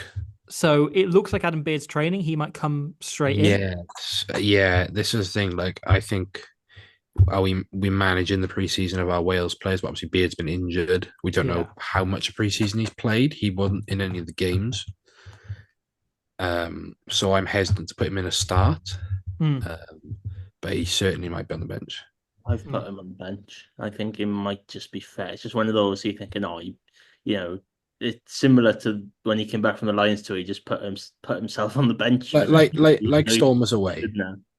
Yeah, Storm was away. He put himself on the bench. bench. You kind of got that call then on the bench to come on. Jack Morgan, 6, and captain. Jack Morgan 6. Yep. And then Justin Tipuric. Standard. Yep. Hard to say not just Tipuric's 7 and captain, but 1 out of 2 isn't bad. And then number 8 will be Rob McCusker. Welcome back. No, it will be Morgan Morris. I'd be very surprised if it's anyone other than Morgan Morris. Do you reckon that when they give the template to the URC every week, it's just always has like everyone else is written in, but Morgan Morris is just typed in because they're just writing it. They go the scaffolder, Morgan Morris, the scaffolder of Morgan Morris Scaffolding.co.uk. 9. Now we understand that Kieran Hardy might be injured. That's the talk, isn't it? So we're seeing either Lukey Dye or Ruben. I'm going to say Ruben carries on his first choice. Really good to give him a chance to establish himself again before the more experienced player in Hardy comes in. 10. I think it's only fair. It's his 9 jersey to lose. It is his 9 jersey to lose. 10. Dan Edwards. Yeah. I think this is a huge season for Dan Edwards. This should be the season where we go in with a view of him being first choice by the end. And I think he's first choice now. I think we've got a fairly even battle where I'm probably leaning towards him, but I understand why in the big games they went for Owen Williams. And I want Dan Edwards to be in that position where we're trusting him and he feels ready for those games by the end of the year. Yeah. Yeston, do you remember the last time Dan Edwards started at Rodney Parade? Was it the preseason game? It was preseason last year. And it was like one of those where it was like a real learning curve, I think. I mean, Booth mentioned this quite a lot of times. So I think he probably warrants a shot. And then if either things go wrong for whatever reason or it's a bit closer than anticipated, possibly bring on Owen Williams with 20 minutes to go. I think Jack Walsh. I do. On the bench, I think I'd put. Maybe have that extra fullback option as well. But I also think that what's behind the mask is you notice in every team meeting, Owen Williams is not just like talking; he's up the front. Like he's such a not to say elder statesman because he's 32, but he's such a leader in that squad and sort of like a teacher to that team. And, we said last year, I think me and Robbie said this a lot as well, is that Jack Walsh is best when he comes on to close games out. He's a really good closer, but then can also influence games in that regard as well. But I think, from everything we've seen in preseason, though, he came and changed the Origin series when he came on, against Bridget. Obviously, it's semi-pro opposition, but, he just ran the show. And I think he's a very different player to what he was at the start of last season, where he was maybe that a bit, less physical, maybe a bit standoff, to where he ended the season where,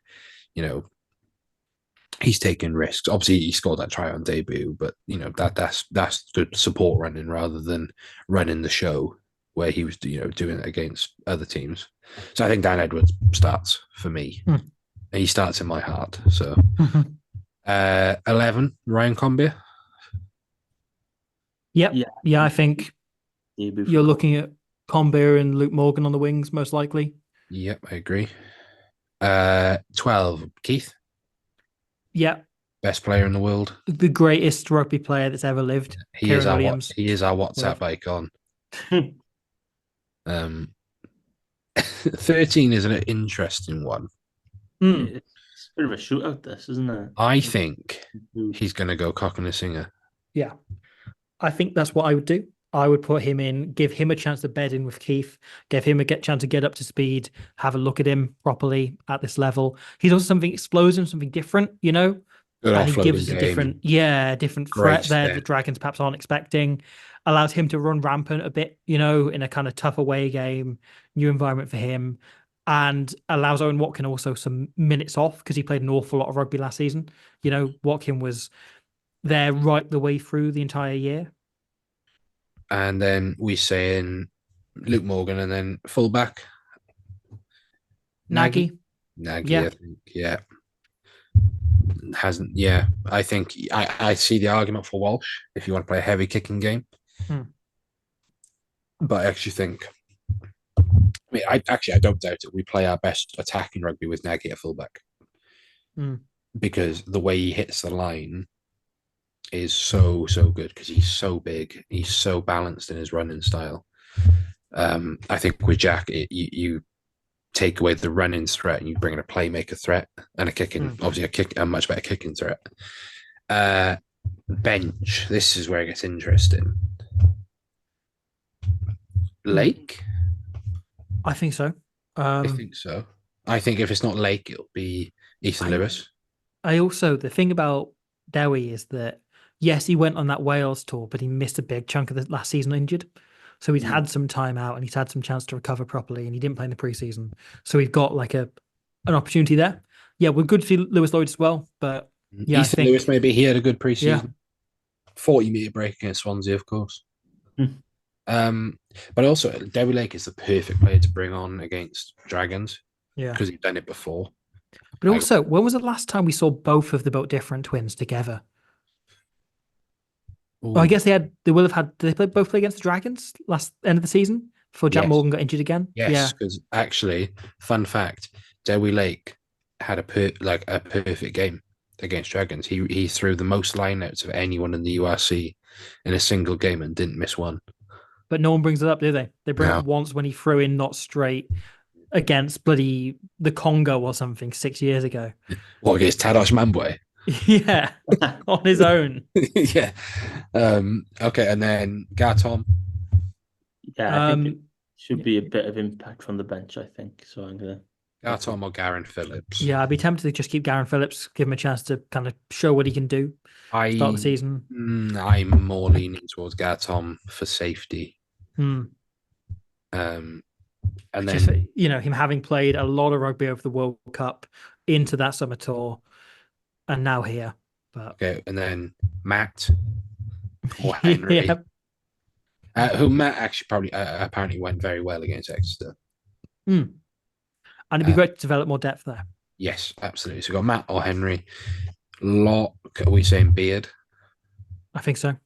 I think equally. It would be quite daunting to chuck a senior academy player. I say I'm gonna put Will Griff with a wish emoji. I don't think he's there yet. No, I don't think he is. But there's a chance we see Lewis Jones or even Liam Edwards in. Actually, you could also see Tristan Davis. I think, because he's tall enough. Actually, both these second rows that we've got starting are technically back rows as well. Hugh Sutton's played 6 before. Yeah. Deeves. Yeah. Deeves. Yeah, or Morse. I think I'd take either. I think you'd lean more towards Deeves. I think defensively just offers that bit more than Morse does. Yeah. But I think it might be like a case of just being explosive potentially if we're not to be get ahead of ourselves, but if we're looking for a bonus point later on or to change the game if they're ahead, he's perhaps more the shot than Deeves locking a game down and being more defensively sound player. Luke. Yeah. Luke Davis. 22, we say, and then Walsh. I'd look at Jack Walsh. And then Owen Watkin, Yeston? I think. Yeah, I think so. I'm trying to think. Is there anywhere else we've missed? You could say Hopkins had a good preseason. Yeah. If a centre went down, then all right. You could this is why you have Walsh. Yeah, so you could possibly shift Nagy to 13, but yeah, he did play 13 in preseason. But then again, probably not the best of outcomes if the injury came very early on. No one's getting injured, guys. Come on. Positive attitude, yeah. Well, like Watkin played the most minutes of anyone in the squad last season, so managing those a bit at the start of this year, because he then also played a number of games for Wales. Yeah, but he has featured heavily in media this week, so that's true. That's also true. Yeah. So we've gone for Steph Thomas, Sam Parry, Tom Boter, Hugh Sutton, James Verratti, Jack Morgan as captain, Justin Tipperick, Morgan Morris, Ruben Morgan Williams, Dan Edwards, Ryan Combier, the greatest player in the world, Phil Cocknessinger, Luke Morgan, Max Nagy, Dewi Lake, Gareth Thomas or Garen Phillips, Matt, Beard, Harry Deeves, Luke Davis, Walsh, and Watkin. Good enough to get a bonus point win. Definitely good enough to get a win. Yeah. I do think the pressure is more on Dragons than it is on us. Yeah. I think we go in as favourites. Absolutely. Yeah, absolutely. Yeah. I think we have to. I think one thing to close on, actually, we have to accept favourites tag this year. Yeah. We have to learn to live with the fact that we are going into games now as favourites. Like, even I think last year, I think Cardiff away, the last game of the season, actually, I still think we weren't favourites because it's still Cardiff on their patch. Things like that. We have to learn to accept and not being the underdogs. So, yeah, gents. Yeah. Happy? Right, yeah. Big season ahead. Big season ahead. I'm excited. I am excited for the season. This is the most optimistic and excited I've been for the start of a new season since, I think, 2017, which is some time ago, but I feel like there is proper chance to do something. We kind of had the predictions on Twitter, you're on Wrap, but I do think there's real opportunity for the Ospreys to go far in both competitions. I still think we're going to finish 6th. That's my gut. My gut is sort of 6th, and then I see us. I don't want to jinx anything, touch wood, but the final of the Challenge Cup feels very doable. I want to see us versus Claremont in Cardiff, Challenge Cup final. My kind of dream is like a revenge tour for the Booth era. So we get Gloucester again. We've got Montpellier already in the pools. Yeah, we've got Lions. We've got the Lions. And we kind of, through the knockout stages, go through all the teams that have really hurt and aided us, Like Kill Bill. Our way. Exactly. I want Scott Kill Pilgrim. Yeah, exactly. Yeah, I want Kill Graham Roundtree. Yeah. And I want, to beat Munster after, last year and the horrible loss the year before. So who do we play in the final? Stad. Yeah. Good shout. That's like the life going full circle. Play Stad in Cardiff as well. So I could see Harry Deeves versus Macaloo. Some battle, mind. Or Andy Timo versus Ryan Combier. We somehow draw the Southern Kings in the semis. Who scored in that Southern Kings game? Scott Van Breda scored a long-range penalty before half-time. He did. But do you remember who scored? Ospreys try scorers were Dirksen and Morgan Morris. It was Dirksen and Morgan Morris. Wow. James Hook missed a late penalty right near the end. I was at that game. No, was I at that game? I can't remember. You were there yesterday. I can't remember who scored for the Kings, though. It was a really good try as well, because wasn't it the fly half? It was really good. Possibly, but all I remember, I think Tom Botham might be slightly blamed for it with a restart chase, and then the Kings just went from 22 to try line, and he thought, all right, there we are then. So, I'm not searching that because that's PTSD, and I've already I don't remember either, and I'm very glad of that. But yeah, I just remember it was Morgan Morris, one of Morgan Morris's first ever tries. And he scored a few. So 97 games now, so he's heading towards there's a few actually. I was going to mention this at some point. Yeah. Ruben's on about the same. Keelan's very close, I believe. Keelan's close. Keith is only on 77. Because he's had them bad injury woes. So you've got a couple who will be approaching milestones. Yeah, Keelan's on 97. So there's a few who will reach 100, which will be fantastic. More in the 100 club, I say. Yeah. And yeah, get Sam Parry closer to 200. I'd love for him to be in the 200 club. Yeah. Gents, it's been an absolute pleasure. You can find us all on the regular socials. They've been popping off this week with me causing arguments on rap and various other things. But Robbie, you got anything exciting coming soon? Oh god, a Glasgow video if I can get it finished. And I'm doing another podcast tomorrow, but that's not going to be worth teasing. Is anyone and fun? with anyone fun? I guess, depends how highly you think of English rugby is, whether or not it's fun. Fair enough.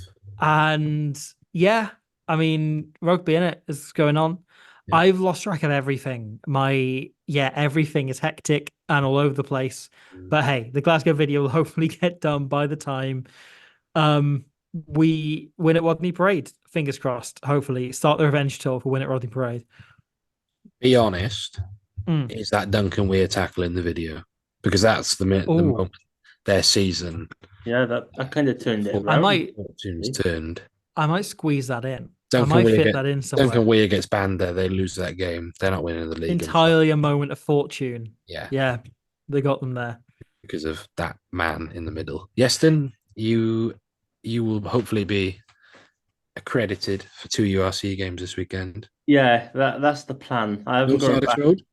No, I kind of said, I'll take this one to miss, but I'll probably turn up to the other games. Ponty away in Llangennech on the weekend, which I'm sure. I don't blame you. I don't want to go that far west. The supporters have filled the bus already, so fair play. I'm sure they'll have a good crowd down there. And apparently, Llangennech stand has been open for the first time, which shows, a rather historic big side are coming to town. So hopefully if the accreditations work, we're having a tidy weekend. URC preview hopefully at some point Friday. We're just covering the 4 regional games. Because if they're club games now. Even the WRU said so. Well, the WRU called them club. I know everyone made a little fuss about that. I opened the link and the first thing I see is regions as the title. That's quite funny. They still haven't updated everything. It was going so well. But just for the 4 teams.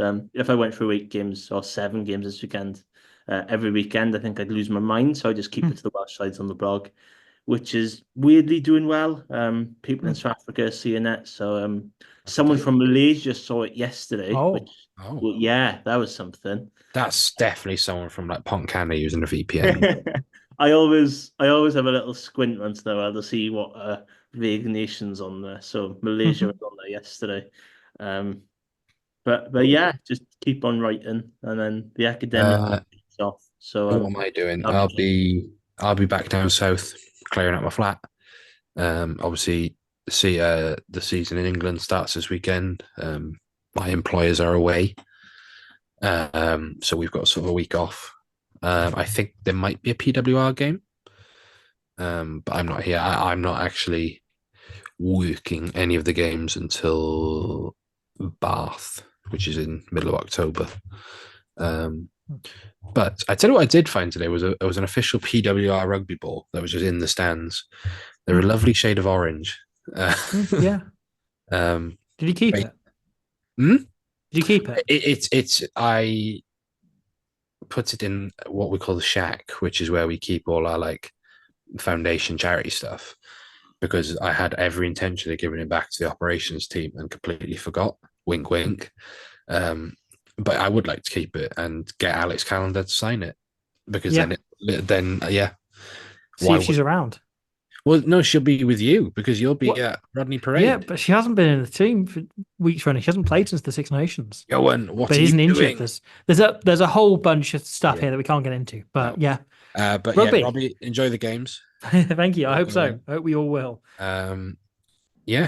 We'll see you next week when we're hopefully talking about an Ospreys win as we go into our first game at the Brewery Field, which is Stormers. Obviously, no good player this week. Apologies, because we have Ben. We're really slacking on good player mind, aren't we? I know we've been introducing the 15. Yeah, well, we had Ben Warren on this week. We should have got him to name his 15. But then again, if you look at like the last few episodes, we've been really slacking, but there's been some good reasons to be slacking, good player.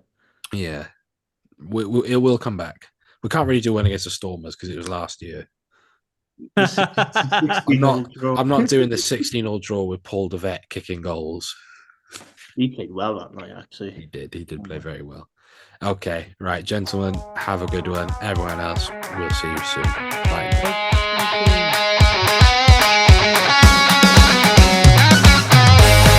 That was the Ospreys Diary. Please rate, review and share on socials if you can, and join us next week for more of the same. And until then, enjoy your rugby.